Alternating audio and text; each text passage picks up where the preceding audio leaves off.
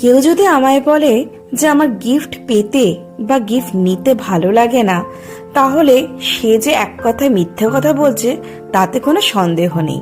আমাদের অফিসে না একটা সিক্রেট সান্টা গেম হয়েছিল, এর আগেও তোমাদের সাথে আমি শেয়ার করেছিলাম।